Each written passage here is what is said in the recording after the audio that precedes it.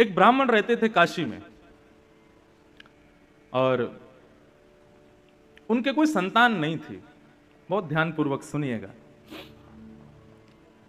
महादेव के चरणों में जाकर के उन्होंने अनन्य उपासना की, खूब तपस्या की। उनके भाव से प्रसन्न होकर के महादेव प्रकट हो गए और प्रकट होकर के बोले, विप्रदेव वर मांगो, क्या चाहिए? बोले, महाराज कुछ नहीं चाहिए, केवल गृहस्थ आश्रम में एक ही वस्तु की अभिलाषा होती है कि एक संतान घर में हो। मैं आपकी नगरी में रहता हूं, नित्य आपका सेवा करता हूं। मैंने वेद आदि कर्मकांड आदि इन नियमों को भी इसलिए सीखा था कि आपकी अर्चना कर सकूं। इनसे मेरा कोई और प्रलोभन नहीं है, लेकिन मेरा अभी एक प्रलोभन है कि मुझे एक संतान चाहिए और वो मुझे केवल आप प्रदान कर सकते हैं। इसलिए मैं घनघोर तपस्या कर रहा हूं कि महादेव प्रसन्न हो तो मुझे दे सकते हैं। भगवान शिव विश्वेश्वर यहीं गंगा के तट पर काशी में ब्राह्मण देवता से बोले, कैसा पुत्र चाहते हो? संतान दो प्रकार की होती हैं। वैसे तो संतान चार प्रकार की होती हैं। उत्तमः चिंतितः कुर्यात् प्रोतत्कारी तु मध्यमः अधमो अश्रद्धया कुर्यात् अकरतो।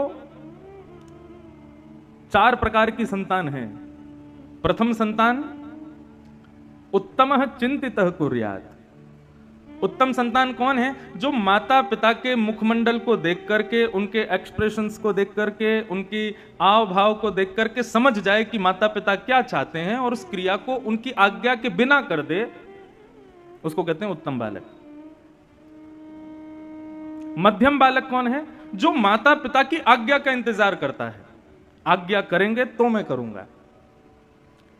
उत्तम बालक तो बिना आज्ञा के ही कर देता है। उत्तम, मध्यम, साधारण बालक कौन है?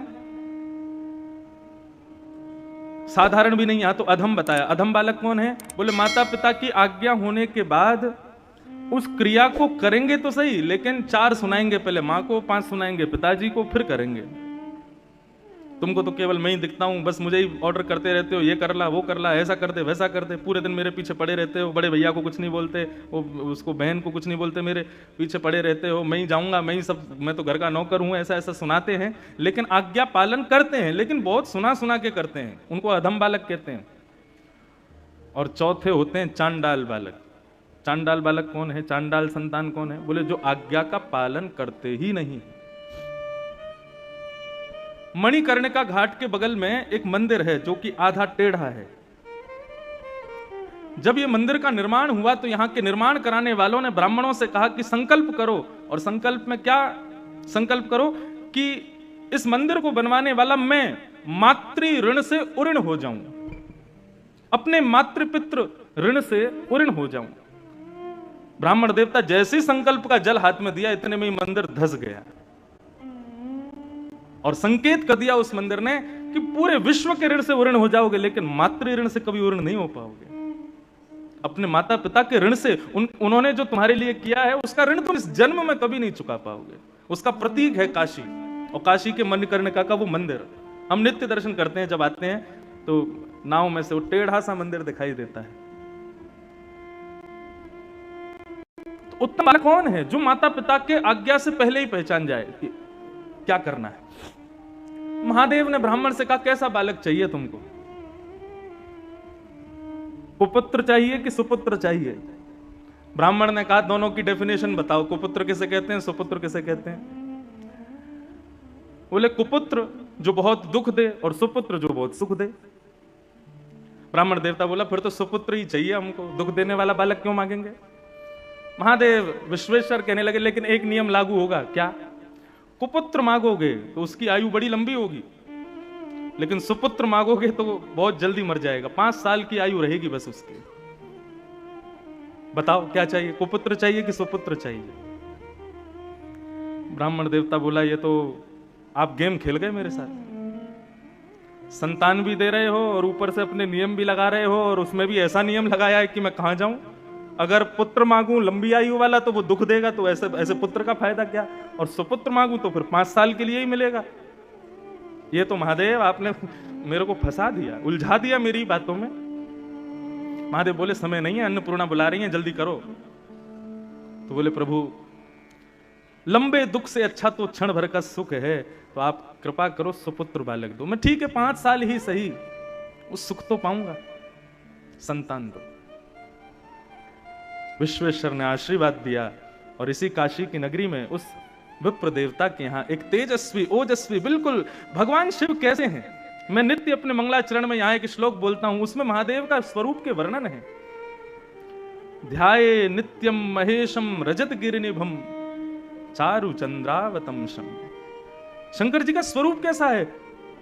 देखो बंधुओं, भगवत तत्व जो है ना, ये देखने का विषय नहीं। लोग कहते हैं आपने भगवान को देखा, अरे हम अपनी आंखों से अपनी खुद की नाक नहीं देख सकते जब तक शीशा आगे ना हो। आंखों के कितनी पास होती है नाक, देख सकते हो? अपना खुद का चेहरा नहीं देख सकते हम अपनी ही आंखों से, हम उस ईश्वर को देखने की बात करते हैं। ईश्वर देखने का विषय नहीं है, ईश्वर अनुभव का विषय है। प्रेम करने का विषय नहीं है, प्रेम अनुभव का विषय है। आनंद प्राप्त करने का विषय नहीं है, आनंद अनुभव का विषय है। और जो अनुभव का विषय होता है ना, उसका कभी वर्णन नहीं किया जा सकता। जो आपने देख लिया, जो आपने छू लिया, उसका आप वर्णन कर सकते हो, लेकिन जिसको आपने अनुभव किया है उसका आप वर्णन नहीं कर सकते। और श्री नारद जी नारद भक्ति सूत्र में कहते हैं, बोले प्रेम क्या है? बोले प्रेम स्वरूपम अवर्णनीयम। जिसका कोई वर्णन ना कर सके वही प्रेम है। आपने जिसका बखान कर दिया, जिसका वर्णन कर दिया, वो सब कुछ हो जाएगा, लेकिन प्रेम नहीं हो सकता, वो आनंद नहीं हो सकता, वो भगवान नहीं हो सकते।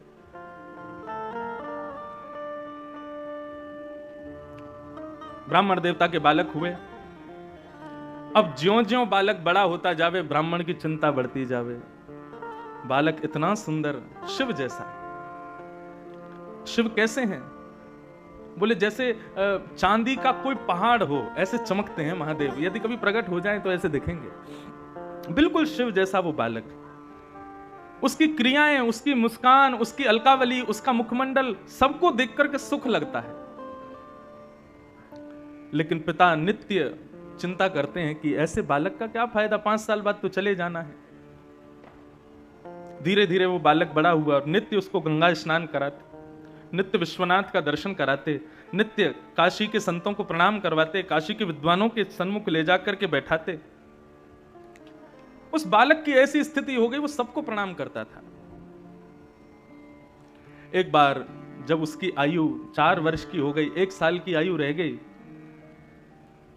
तो उस बालक को लेकर के उसके पिता एक संत के पास गए और रोते हुए अपना दुख दर्द बताया। बोले महाराज, महादेव ने मुझे ये दिया है, लेकिन इसकी आयु केवल 5 साल की है और ये 4 साल का हो गया, मैं इसके बिना रह नहीं पाऊंगा। आप कैसे भी इसको जीवित रखो, इसकी आयु बढ़ाओ। आप संतों में ताकत है, आप चाहो तो महादेव को कह सकते हो मेरा भाव। संतों ने एक ही आज्ञा की, बोले यदि तुम चाहते हो ये बालक जीवित रहे, तो इस पर संतों की इतनी कृपा हो जाए, इतनी कृपा हो जाए कि उस कृपा को महादेव चाहते हुए भी कभी नष्ट ना कर पाए। और वो कब होगा? बोले खंबायु यज्ञम सलिलम महिम च। आंखों के आगे दिखने वाली हर वस्तु को इससे प्रणाम करवाओ। प्रणमे दंडवत, दंडवत प्रणाम करवाओ। प्रणाम में बड़ी ताकत है। आजकल लोग प्रणाम करना नहीं जानते, इसीलिए मैं सबसे प्रार्थना करता हूं, मुझे प्रणाम मत किया करो, दूर से हाथ जोड़ा करो। प्रणाम का अर्थ क्या होता है? नमन। नमन माने अपने मन को सामने वाले के चरणों में अर्पित करना। लेकिन हमारे यहां भारतीयों में ऐसी प्रथा बन गई है कि बिना छुए तो प्रणाम मानेंगे ही नहीं। माताएं बहनों को मैं कहता हूं मत किया करो, आप दूर से करो, लेकिन नहीं मानते। यहां तो चलो फिर भी इतनी संख्या में लोग नहीं है, कई जगह तो इतनी भीड़ होती है कि महाराज धोती बचानी पड़ जाती है कि गाड़ी में बैठ तो जाऊं सही सलामत। प्रणाम में बड़ी ताकत है, लेकिन प्रणाम शरीर से नहीं होता है, प्रणाम मन से होता है, हृदय से होता है। हमारे पूज्य पिताजी महाराज अपनी कथा में कहते हैं, जिसको देख करके आंखें झुक जाएं, सर थोड़ा नीचे हो जाए और मन में भाव, उसके प्रति आदर का भाव प्रकट हो जाए, ये 3 क्रिया ही प्रणाम कहलाती है। और तुम आंखों में टकटकी लगा के देख रहे हो, सीना चढ़ा के खड़े हो, उसके आते नीचे झुक के प्रणाम करो, वो प्रणाम थोड़ा ही है। प्रणाम तो हृदय से होता है। संत ने आज्ञा की कि इस बालक को सबको प्रणाम करवाओ। अब तो वो बालक सबको प्रणाम करता,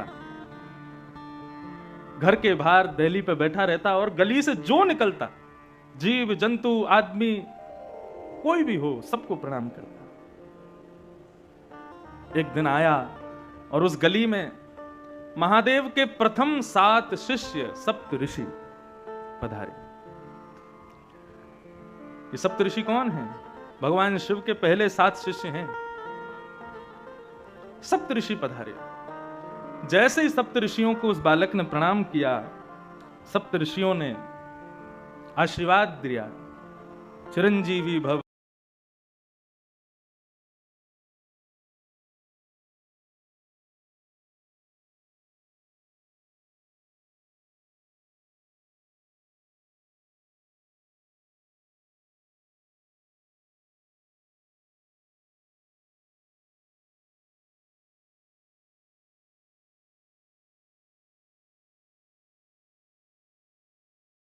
सप्त ऋषि हैं, महादेव के शिष्य हैं। ब्रह्म वाक्यम जनार्दनम, ब्राह्मण की वाणी जनार्दन की वाणी होती है।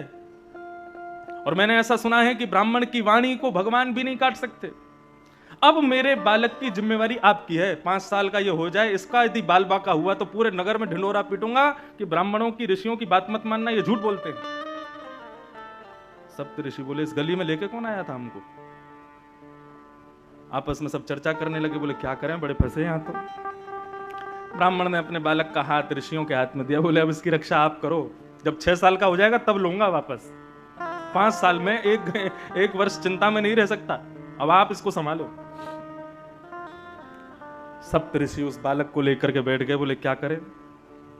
महादेव से तो आर्ग्यूमेंट कर नहीं सकते, हमारे गुरु हैं, शिष्य को चाहिए कि गुरु से कभी कुछ इस प्रकार का वाद संवाद ना करे। तब ऋषियों ने विचार किया, बोले सृष्टि के रचयिता ब्रह्मा हैं, ब्रह्मा के पास चलो, वही कुछ कर सकते हैं।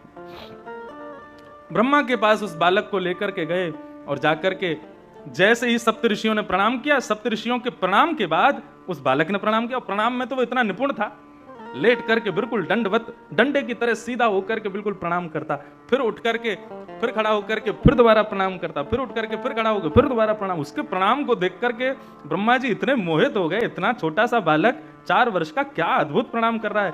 महादेव ब्रह्मा जी ने उसको आशीर्वाद दिया, चिरंजीवी भव, चिरंजीवी भव, चिरंजीवी भव। सप्तऋषि बोले हमारी बला कटी, अब इनकी जिम्मेवारी है। हंसने लगे सप्तऋषि। ब्रह्मा जी कहने लगे, बोले भैया हंस क्यों रहे हो?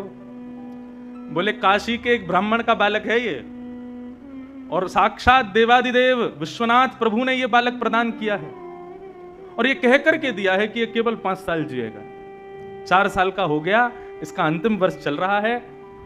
हमने इसको चिरंजीवी भव का आशीर्वाद दिया, तो उसके पिता ने हमको ये बात बताई, हमने ला करके इस बालक को आपसे प्रणाम करा दिया।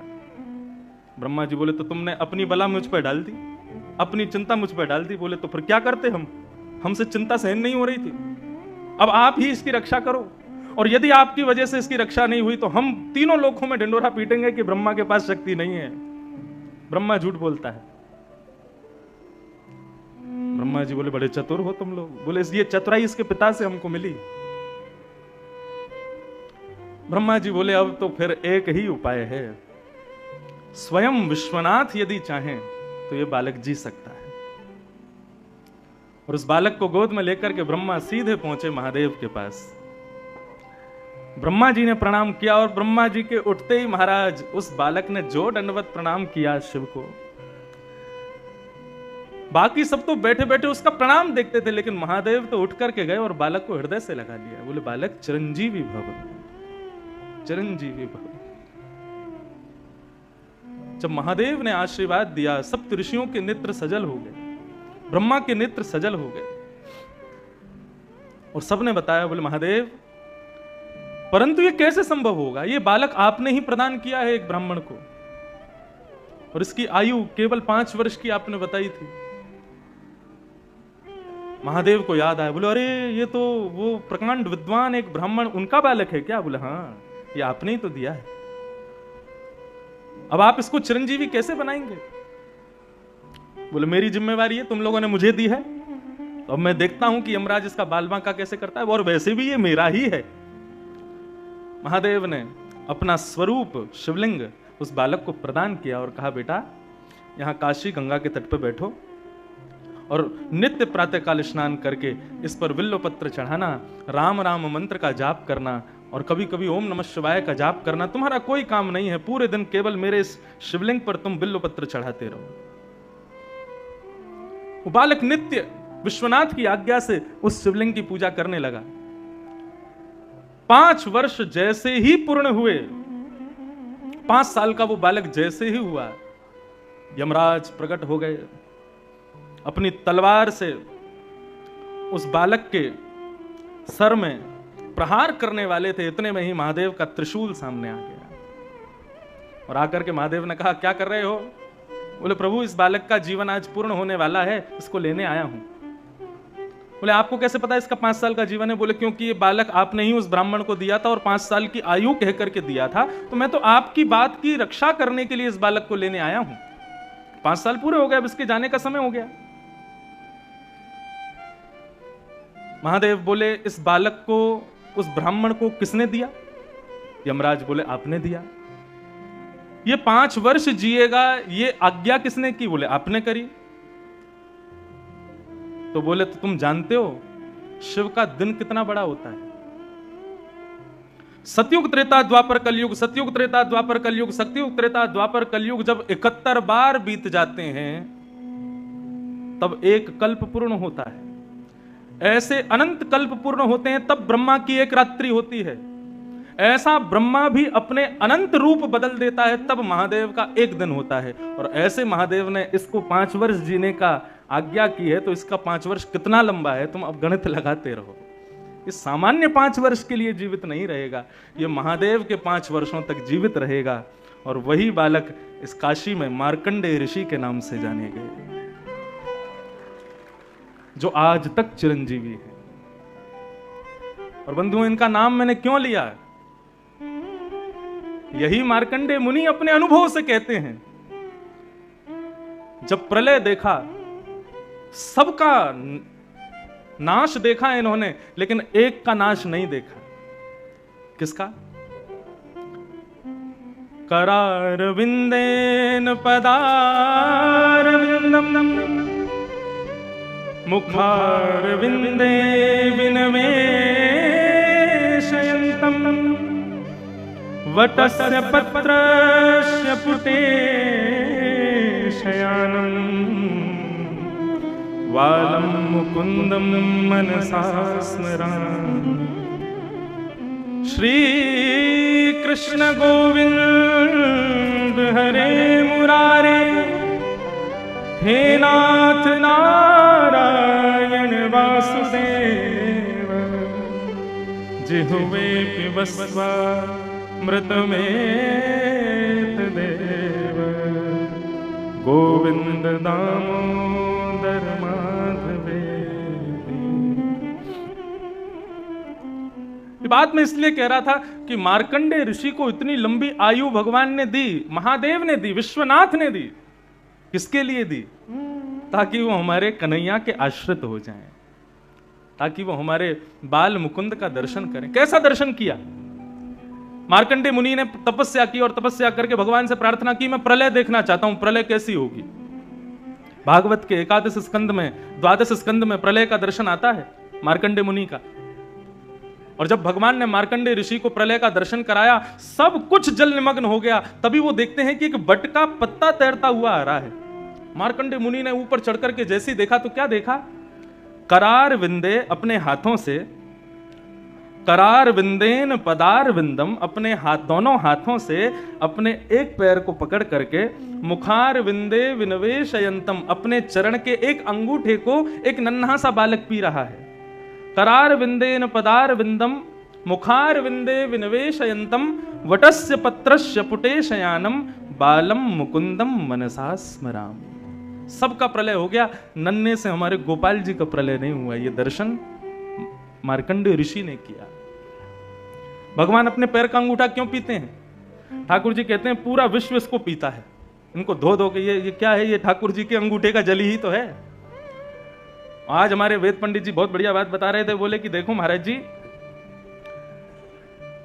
गंगा जल को सब लोग मुख से लेते हैं, सिर से लगाते हैं, स्नान करते हैं, लेकिन महादेव, बोले महादेव तो गंगा जी को ही मुकुट बना के पहनते हैं, अपने सिर पर ही धारण करते हैं। बोले श्री नारायण के चरणामृत उसको नीचे भी नहीं आने देते, अपनी जटाओं में बांध करके रखते हैं। सबके अलग अलग सुंदर सुंदर मुकुट हैं, किसी का स्वर्ण का मुकुट है, किसी का पद्मराग का मुकुट है, किसी के अन्य अन्य धातुओं के मुकुट हैं, लेकिन महादेव का मुकुट क्या है? बोले गंगा ही उनका मुकुट है, श्री कृष्ण चरणामृत ही उनका मुकुट है। इन दोनों में ज्यादा अंतर नहीं है, ये हरि और हर, ये दोनों एक ही हैं, एक दूसरे के साथी हैं, एक दूसरे के स्वामी भी हैं और एक दूसरे के सेवक भी हैं। जैसे ही शिव जी को पता चला कि रघुनाथ जी ने समुद्र पर सेतु बनाया, सब दूतों ने आके बनाया, बोले जय हो रघुनंदन राम की जय हो। शिव जी बोले क्या हुआ? बोले आज रघुनाथ जी ने समुद्र पर सेतु बनाया। लेकिन शंकर जी ने ये नहीं सुना कि समुद्र पर सेतु बनाया। बोले अच्छा, समुद्र मतलब ससुर जी, काट दिया, चलो तो हम पीछे क्यों रहे। जब आया समय तो ले दक्ष का ही सर काट दिया, फिर बहुत प्रार्थना करने पर बकरे का सर लगा दिया, लेकिन पीछे नहीं हटे हैं। अनुब्रजाम में हम नित्यम, किसका अनुगमन कर रहे हैं? बोले कि जो हमारे हरि करेंगे वही हम करेंगे। दोनों एक दूसरे के समान हैं, दोनों में कोई भेद नहीं है। शिव दो द्रोही मम दास कहावा, सोनर सपने मोह न पावा। भगवान श्री राम कहते हैं यदि कोई शिव द्रोही है और मेरा दास है, लेकिन शिव से द्रोह करता है, सोनर सपने मोह न पावा, वो नर मेरी प्राप्ति कभी नहीं कर सकता। और यही बात शंकर जी कहते हैं, कोई मेरा अनन्य भाव रखता है लेकिन नारायण का अपमान करता है, रामकृष्ण की अवहेलना करता है, उस व्यक्ति को स्वप्न में भी मेरा दर्शन नहीं होगा। नारायण तो फिर भी दर्शन से ही वंचित करेंगे, लेकिन महादेव तो त्रिशूल ही घुसा देंगे सीधे। इसलिए दोनों में भेद मत मानो, दोनों में कोई भेद मत रखो।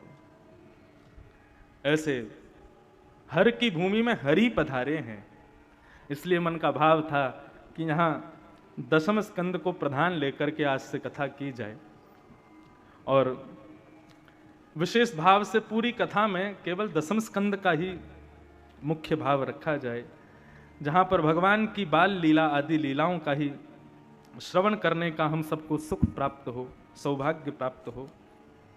उस भाव से यहाँ कथा करने का भाव बना कल, तो आज से हम लोग दशम स्कंद ही प्रारंभ करेंगे, ताकि महादेव को ठाकुर जी की मधुरतम लीलाओं का श्रवण करा सकें, क्योंकि यहाँ के मुख्य श्रोता वे ही हैं, वे ही सुनने के लिए यहाँ पर पधार रहे हैं।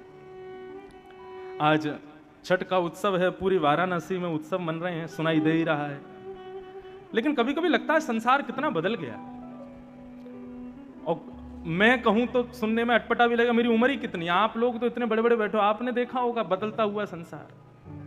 पहले हमारे यहाँ के पर्वों में मध्यम सुगम संगीत होता था, ब्राह्मणों के द्वारा सुंदर वेद पाठ आदि करके, और घर के सदस्य जन जो हैं पूजा आदि करते थे, दीपावली, होलिका दहन और आदि आदि पर्वों को मनाते थे। लेकिन आजकल हम लोगों की स्थिति देखो, सुन लो कितनी जोर से आवाज आ रही है, छठ उत्सव मनना। जब मैं नौका से उतर रहा था तो इतना भयंकर डीजे बज रहा था, लेकिन जब मैंने कान लगा के सुना तो छठ का कोई भजन चल रहा था। मैंने कहा भजनों की स्थिति देखो क्या हो गई। देवताओं में और दैत्यों में अंतर क्या था? यही तो था। दैत्य कौन? जो सारे नियमों का उल्लंघन करते हुए क्रियाएं करें, वो दैत्य हैं। और देवता कौन? जो हर चीज का ध्यान रखे। कल आपके यहां कथा पूरी करके जब मैं वापस पहुंचा, तो जहां हम रह रहे हैं वो बिल्कुल शुद्ध काशी है, बनारस है शुद्ध। वहां गाड़ियां भी नहीं आती, बाइक तो लोग घुसा देते हैं जबरदस्ती, नहीं तो उसके लिए भी जगह नहीं है। कल जैसे ही वहां नाव से उतर के अपने घर की ओर जा रहे थे, तो एक साधारण, मैं 3 दिन से निकल रहा था, मैं कभी नहीं गया, एक सुंदर सा एक दरवाजा, और अंदर से इतनी मधुर स्वर, इतने सुंदर ध्वनि सुनाई दे रही थी, सब रुक गए। और भीतर जब जाकर के देखा तो महादेव के अनन्य प्रेमी पुत्र गणपति विराज रहे हैं, और सामने छोटे छोटे 3 बालक क्या अद्भुत शास्त्रीय संगीत गा रहे थे। उनका स्वर सुन करके हम लोग कम से कम 20 मिनट तक वहीं खड़े रहे, और मानो ऐसा लग रहा था जैसे मसनद पर ऐसे कोई अपना हाथ रख करके बिल्कुल आनंद के अंदाज में पूरे जगत से निवृत्त होकर, बिल्कुल जैसे एकांत में बैठ के कि कोई डिस्टर्ब ना करे, और गणपति बैठ करके स्वर सुन रहे हैं। वो सुनकर के मन स्तब्ध हो गया, कुछ कहने की इच्छा नहीं हो रही थी। कोई बोल भी रहा था तो मैं कह रहा था शांत हो जाओ, कोई हल्ला मत मचाओ, उनको सुनो क्या गा रहे हैं। वो हृदय स्पर्शी था, आत्मा को स्पर्श कर रहा था। लेकिन आजकल हम मानवों को क्या हो गया है, यदि कोई शास्त्रीय संगीत गाने वाला आ जाए तो महाराज जितनी भीड़ होती है उससे भी कम हो जाती है, पंडालों में चले जाते हैं उठ के लोग, नहीं समझ में आ रहा, नहीं सुन सकते। ये हमारा अभाग्य है। वो तो अपने अपने स्थान पर पूर्ण है, हम में इतनी क्षमता नहीं है, हम में इतनी योग्यता नहीं कि हम उसको सुन सकें। पंडित जी घर पर पूजन कराने आते हैं तो यजमान लोग पहले कहते हैं पंडित जी 15 मिनट में ही करा देना, पूजा है 1.5 घंटे की। लेकिन पंडित जी को पहले कह देंगे इससे ज्यादा समय मत लगाना। जहां आधा घंटा जाने लग जाता है तो पंडित जी को घड़ी दिखाने लगते हैं, अब जल्दी कराओ हमको जाना है। वो नौकर नहीं है तुम्हारे। महादेव भी जिनको देख करके प्रणाम करते हैं, वैष्णवानाम यथा शंभु, वो ब्राह्मण हैं। ये हम लोगों का अभाग्य है कि हम लोग अपने वैदिक शास्त्रों से, अपनी वैदिक क्रियाओं से, अपने पुराने समय के जो हमारी धरोहर है, हम उनको छोड़ते जा रहे हैं धीरे धीरे। लेकिन फिर मन में भाव आता है तस्मात् केनाप्युपायेन मनः कृष्णे निमेषयेत्। इतना घनघोर कलिकाल चल रहा है, इतने में भी लोग पूजा तो कर रहे हैं, छठ पूजा कर रहे हैं, भले डीजे चला के कर रहे हैं, कर तो रहे हैं, तो लगता है कम से कम कुछ ना से तो ये अच्छा है। लेकिन बंधुओं, अपनी धरोहरों को छोड़ो मत, वो हमारा सर्वधन है। प्रयास किया करो कि जितना उसके समीप रह सकें हम रहें। ये वेस्टर्न कल्चर नहीं है तो क्या है, इतना तेज संगीत बजाना जोर जोर से। अब गणपति उत्सव होता है, गणपति विसर्जन करने जाते हैं, पहले ढोल नगाड़े जाते थे, गाते हुए लोग जाते थे, फिर धीरे धीरे बैंड बाजे आ गया, बैंड बाजे भी खत्म, अब तो डीजे आ गया। और आजकल तो ऐसे डीजे चलने लगे हैं कि घर की खिड़कियां हिलती हैं उनके धमक से। हृदय कभी कभी लगता है निकल के बाहर ना आ जाए, और इतना तेज घमक उतना महंगा डीजे, और लोग बुलाते हैं उसको। क्या हो रहा है हम लोगों को, कहां की ओर जा रहे हैं हम लोग। श्रावण में शिवरात्रि आदि, श्रावण के समय में, शिवरात्रि समय में रात रात भर रंगीन लाइटों से महाराज भर दिया मंदिरों को, और उसमें दुनिया भर के फिल्मी गाने चला रहे हैं।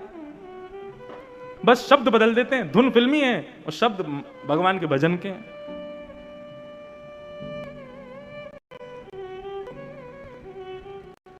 अपनी तत्वता को मत छोड़ो, देव बने रहो, दैत्य मत बनो। देव भी मत बनो, दैत्य भी मत बनो, इंसान बने रहो। आपको जानवर को उसका धर्म नहीं सिखाना पड़ता। शेर जानता है मेरा धर्म क्या है, हिरण जानता है मेरा धर्म क्या है, गौ जानती है मेरा धर्म क्या है, सूकर जानता है मेरा धर्म क्या है।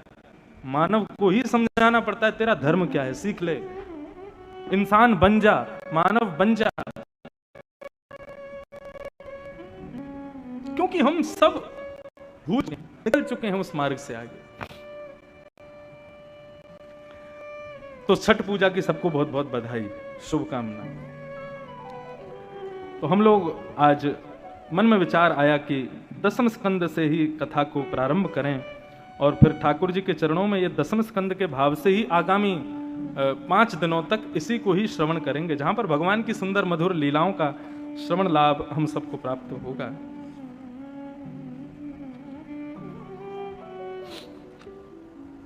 श्रीमद् भागवत में 12 स्कंद हैं, और ये 12 स्कंद भगवान के श्री चरणों से लेकर के ललाट तक का दर्शन कराते हैं। प्रथम स्कंद और द्वितीय स्कंद ये भगवान के श्री चरणारविंद हैं।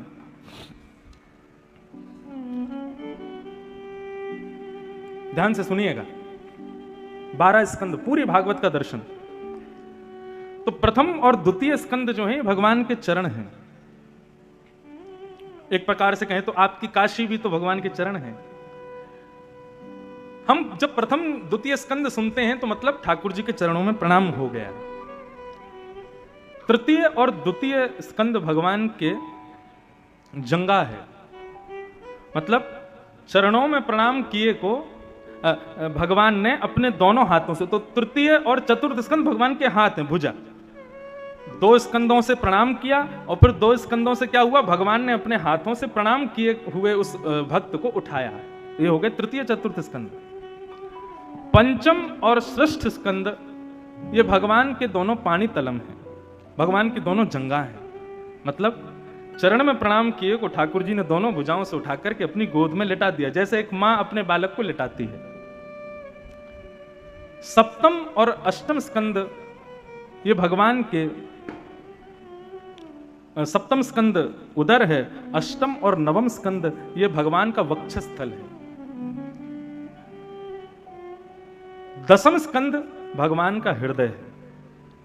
तो भगवान क्या करते हैं, जिस प्रकार मां अपने भूखे बालक को अपने पास बुला करके अपना पयोधर का पान कराती है, ऐसे ठाकुर जी दसम स्कंद के भाव से हमको तृप्त करते हैं। दसम स्कंद में भगवान की सारी लीलाएं हैं।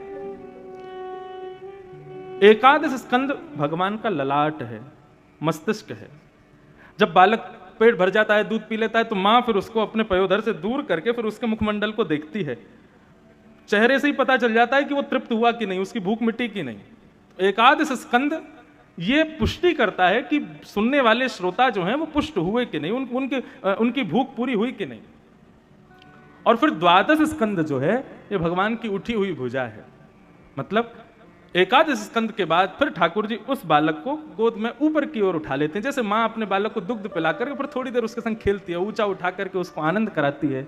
इस प्रकार ये द्वादश स्कंद हैं श्रीमद् भागवत के, जिसमें से दसम स्कंद जो है ये भगवान का हृदय है। और इस दसम स्कंद में भी रास पंचाध्यायी ये ठाकुर जी का मुख्य हृदय है। तो उसी दसम स्कंद को हम आप सब लोग श्रवण करेंगे। ठाकुर जी का हृदय, ठाकुर जी का हृदय मतलब शिव का परम धन, वो हम श्रवण करेंगे। दसम स्कंद का प्रारंभ कैसे होता है? परीक्षित बीते 4 दिनों से कथा श्रवण कर रहे हैं। सुखदेव जी महाराज मंच पर आसीन हैं और सुखदेव जी परीक्षित को आज्ञा करते हैं कि परीक्षित, भगवान श्री कृष्ण ने मथुरा में जन्म लिया, जन्म लेकर के गोकुल गए, गोकुल से फिर नंदगांव गए, वृंदावन गए, आदि आदि लीलाएं की, कालिया नाग आदि को मार दिया, इतने राक्षस मारे, मथुरा जाके कंस को मार दिया, कंस को मार करके देवकी वसुदेव को मुक्त कर दिया, उग्रसेन को राजा बना करके ठाकुर जी ने सांदीपनी गुरुकुल में अध्ययन किया और वहां से आकर के ठाकुर जी बलराम जी का हाथ पकड़ के रण छोड़ के द्वारिका भागे, द्वारिका की स्थापना की, 16,108 याग किए, महाभारत युद्ध कराया और युद्ध कराने के बाद ठाकुर जी एक दिन लौट करके आए, आदि आदि कुछ लीलाएं करके स्वधाम चले गए। और ये कथा पूरी सुना करके श्री शुकाचार्य जी शांत हो गए। परीक्षित अब भी श्रवण के लिए बैठे हैं, लेकिन आज जब थोड़ी देर के लिए कथा विराम हुई तो परीक्षित ने निवेदन किया, प्रभु आप शांत क्यों हो गए? आप कहिए ना, आप सुनाइए ना। सुखदेव जी बोले, सुना तो दी कथा, मथुरा में जन्म हुआ, वृंदावन में ये किया, बरसाने में नंदगांव में ये किया और मथुरा में जाके ये किया, आदि आदि ये सारी लीलाएं हैं ठाकुर जी की, बस यही तो लीला है, इससे आगे और क्या सुनाऊं तुमको? सुना दी कथा। जब 2 श्लोकों में पूरी कृष्ण कथा सुना दी, तब परीक्षित का श्रोता होना क्या होता है ये पता चला और यहां से दसम स्कंद प्रारंभ होता है। परीक्षित निवेदन करते हुए कहते हैं, हे भगवान, कथितो वंश विस्तारो भवता सोम सूर्ययो राज्ञां चो भयवंशाना चरितम परमाद्भुतम। भगवान, आपने मुझे इतनी सारी कथाएं विस्तार से सुनाई, मैंने सब सुनी। आपने सूर्यवंश के राजाओं की कथाएं सुनाई, चंद्रवंश के राजाओं की कथाएं सुनाई, सब मैंने सुनी। लेकिन जिनकी कथा सुनने के लिए मैं बैठा हूं, आप उनकी कथा सूक्ष्म सुना रहे हो। ऐसा तो मत करो भगवान। ये तो वही बात हो गई कि कोई बहुत प्यासा बैठा था और आपने उसको जल दिखा दिया, लेकिन जल पिलाया नहीं। प्यासे को जल दिखा देना और पिलाना नहीं, ये तो महाराज ब्रह्म हत्या के समान अपमान जैसा होता है। प्रभु, इस प्रकार मेरा वध मत कीजिए। मैं 4 दिन से एक आसन पर बैठा हूं, ना ही मैंने कुछ खाया, ना ही मैंने कुछ पिया, एक निवृत्त होकर के बैठा हूं केवल कृष्ण कथा सुनने के लिए, और आप उन कृष्ण की कथा मुझे 2 मिनट में सुना करके शांत कर रहे हैं। ऐसा क्यों कर रहे हैं भगवान? बंधुओं, श्री नाभाजी महाराज भक्तमाल में कहते हैं, श्रवण रसिक कहीं सुने ना परीक्षित से, जो पानु करत लागी कोटि गुण प्यास है। परीक्षित जी कैसे श्रोता हैं? बोले कैसे श्रोता है? बोले एक तो होता है प्यासा, कि वो पानी पीता जाए और जितने घूंट अंदर लेवे उतनी प्यास उसकी कम होती चली जाए। लेकिन परीक्षित कैसे प्यासे हैं? बोले जितना पानी पी रहे हैं उतना प्यास और ज्यादा लग रही है। हो ना हो, कथा जब आप लोग सुनते हैं ना, तो 1 घंटा 2 घंटा होने के बाद में धीरे धीरे धीरे धीरे मन भरने लगता है, और फिर एक समय आता है, इच्छा होती है कि अब थोड़ा कहीं जाया जाए, कुछ और काम किया जाए, थोड़े हम भर गए हैं ऊपर तक। अगर बंधुओं ऐसी स्थिति होती है ना कथा में, तो आप श्रोता बने ही नहीं हैं। श्रोता कौन? जो पान हूं करत लागी कोटि गुण प्यास है, और प्यासा रह जाए, वो श्रोता है। श्रीमद् भागवत सुनने की आज्ञा नहीं दी है श्री वेदव्यास जी महाराज ने। निगम कल्प तरोर गलितम फलम सुख मुखाद्रम तद्रव संयुतम पिबत भागवतम रसमालयम मुहुर्हो रसिका भुवि भावुका। वेदव्यास जी कहते हैं, पिबत भागवतम रसमालयम, ये भागवत की कथा जो है ये सुनने का विषय नहीं है, पीने का विषय है, पान करने का विषय है। और कर्ण रंध्र से इसको श्रवण नहीं करना है, इसका पान करना है। क्यों? सुनी हुई वस्तु विस्मृत हो सकती है, सुनी हुई वस्तु को आप भूल सकते हो, लेकिन जिसका पान किया है वो तो अपना असर दिखाएगी, वो तो अपना असर करेगी। मदिरा का सेवन किया है तो मदिरा नशा करेगी, औषधि का सेवन किया है तो औषधि अपना अपना अपना गुण दिखाएगी। लेकिन औषधि का श्रवण करने से रोग दूर नहीं होता, औषधि का पान करना पड़ता है। ठीक वैसे ही श्रीमद् भागवत भव औषधि है, भव रोग को मिटाने वाली, इसका पान ही करना पड़ेगा, इसको सुनने का विषय नहीं बताया है। भागवत को श्रवण करो, पियो, श्रवण पुटे सुषमृतम, कान रूपी दोनों में भर भर के पियो। श्रीमद् भागवत में भगवान का ही अवतार हुए पृथु महाराज, जिनकी वजह से धरती को पृथ्वी कहा जाता है। वो पृथु महाराज भगवान से वरदान क्या मांगते हैं? 100 अश्वमेध यज्ञ किए, लेकिन 99 के बाद इंद्र ने पूरा नहीं होने दिया। जब क्रोध आया तो भगवान प्रकट हो गए। भगवान बोले, ये 100 अश्वमेध यज्ञ इंद्र पूरा नहीं होने दे रहा, ऐसा मत सोचो पृथु, ये मैं पूरा नहीं होने दे रहा हूं। पृथु महाराज बोले, क्यों? आप क्यों नहीं होने दे रहे पूरा? भगवान बोले, 100 अश्वमेध पूरे होने पर क्या मिलता है?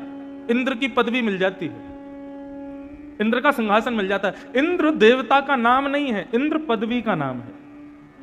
कुछ मुख्य देवों को छोड़ करके बाकी जितने भी देवता हैं ये सब पदवियां हैं, ये देवता नहीं है कोई। जैसे वरुण देव हैं, इंद्र देव हैं, वायु देव हैं, ये सब पदवियां हैं। जब एक मनवंतर पूरा होगा, पुनः पृथ्वी की सृष्टि की रचना होगी, तो ये पदवियां, इन पर हम में से कोई ना कोई बैठा होगा। हम में से कोई इंद्र बन जाएगा, हमारे कर्मानुसार, हमारी भक्तियानुसार, हमारे यज्ञानुसार। हम में से ही कोई वरुण बन जाएगा, हम में से ही कोई वायु बन जाएगा। ये देवताओं की पदवियां हैं, और मानव पुण्य के प्रभाव से इन पदवियों को प्राप्त करता है। बहुत लंबा विषय, उसमें नहीं जाएंगे।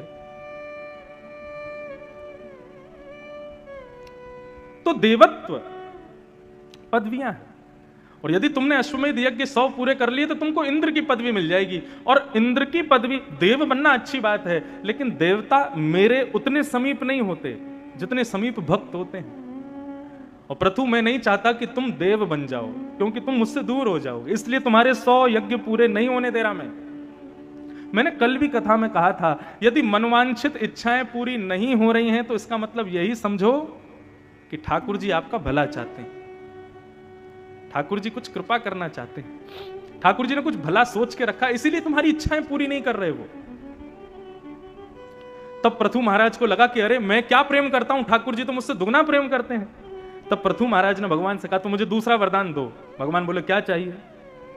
बोले, ऐसी कृपा कर दो कि मेरे शरीर में जितने रोए हैं प्रत्येक रोए में श्रवण की शक्ति प्रकट हो जाए, सुनने की शक्ति आ जाए, मेरे प्रत्येक रोए में कान प्रकट हो जाएं।